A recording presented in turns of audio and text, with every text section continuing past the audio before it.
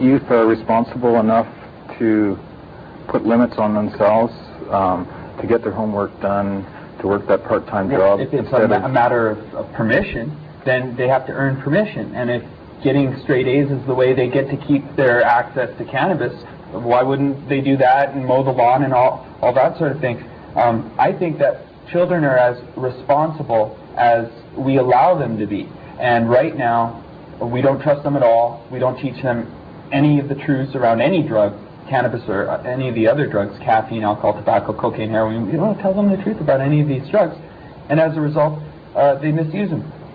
I personally don't feel we should certainly not encourage kids to use pot, but we need to start having honesty in drug education. Right now in this DARE program, they show the kids a chart that has the marijuana right next to the heroin and the cocaine, and they tell them it's all the same, it's all drugs, it's all bad. So what's the flip side of that argument? The other side of that argument is that cocaine and heroin must be as safe as marijuana. And I've met young people who are heroin addicted who started off with pot, and they said, hey, this isn't so bad. And once they realized they'd been lied to about marijuana, they tried other hard drugs, which was obviously a mistake. Right. But we need to teach them that marijuana is marijuana. It's not heroin. It's not cocaine.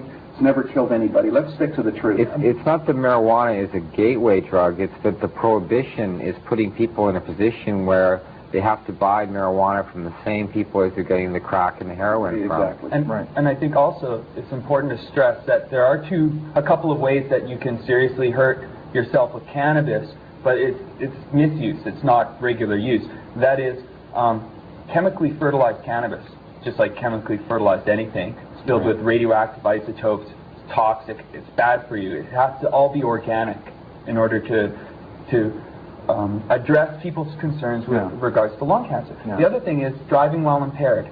Everyone's scared of that. That's the other big bugaboo they bring out when they say why we have to keep pot legal. But all you need for that is good impairment testing.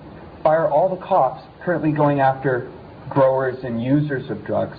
And if anyone's swerving, just have them ready to drive up and not take a blood sample or urine sample or anything like that, but just test them for impairment. Can you walk a straight line? Can you answer these questions? Can you focus, right? And for whatever reason they're impaired, they could get them off the road. They could be impaired because they're tired or because they're on too much caffeine. You know, whatever reasons they're impaired, they should be asked to leave. But those are the two main risks of cannabis, and they're both addressed. But the difference between marijuana and alcohol is that you can gauge yourself somewhat by how many drinks you have. You know that if you have one drink, that's not as bad as 5 drinks.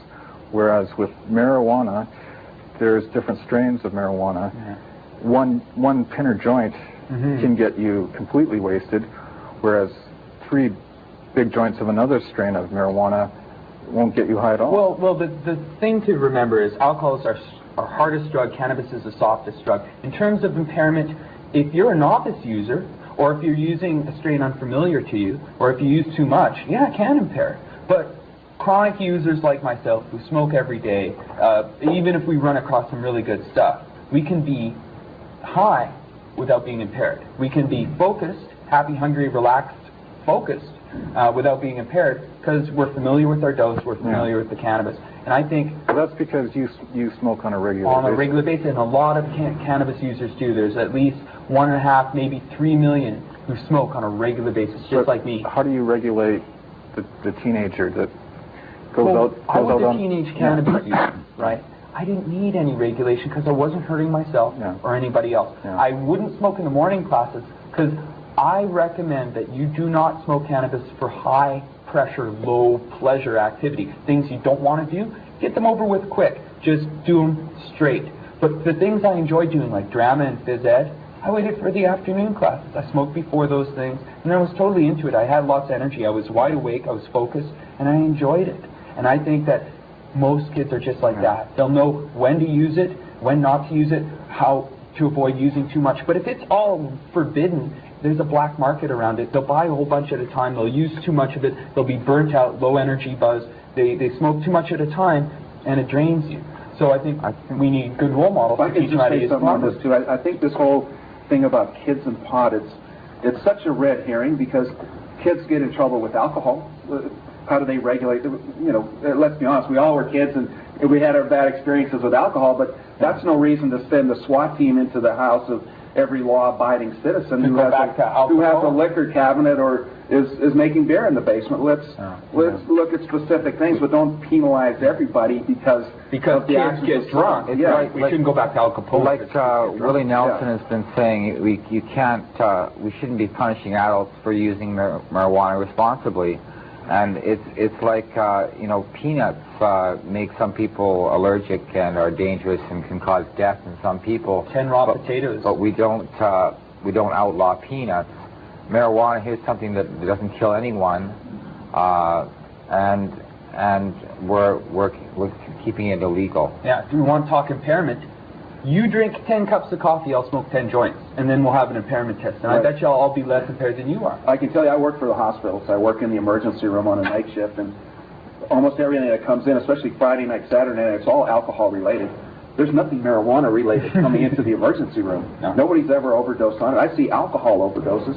People get these drinking parties and binge drinking, and it can lead to coma, it can lead to death. Drunk driving.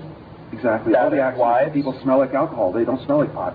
Oh, toxic. And you can die from alcohol withdrawal. You can't with heroin. You can with alcohol. Marijuana withdrawal is just you miss it. You feel a little burnt out, a little low energy. Deprivation. There's no marijuana headache. withdrawal, you go out and get a job, right? With caffeine withdrawal, you get a headache. With cannabis withdrawal, you miss it. That's all. Nicotine. I mean, I don't have to tell you how addictive that is, and compared to nicotine, marijuana isn't addictive at all. But I think what we're talking about here is choices, options, and tolerance.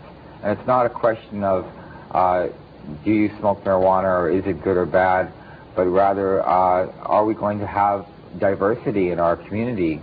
I think that another area where we talk about that is when we talk about school vouchers. Being able to send your kid to a Christian school or a school that's not going to be teaching them the DARE program and where they're not going to be learning lies. Maybe you want to send your kid to a French school. I think that there's a lot of diversity in Vancouver. I know in Vancouver, Kensington, where I'm from, there's a lot of different ethnic groups, and they'd like to be able to send their kids to schools where their values could be taught. And I mean, of course, these schools would have to be regulated. There have to be accountability. There have to be. But we support parents and just people in general having more control, more community control over all their institutions. Health. If there was vouchers for healthcare, the Compassion Club would be having tons of resources at their disposal, and doctors and the pills, knives, and needles might see a drain away from the harsh stuff, the last resort stuff. I'm not sure I understand the voucher system. Well, it's kind of a right-wing thing. I've been doing a little research on it. In the United States, they're using it as a way to attack public education. Can you expand on the voucher system? Yeah. Basically, let's say it costs X dollars to keep a kid in public school for a year. Right. The parents would have the choice of taking their kid out of the public school, put them in a private school, and they would get a voucher for that X number of dollars.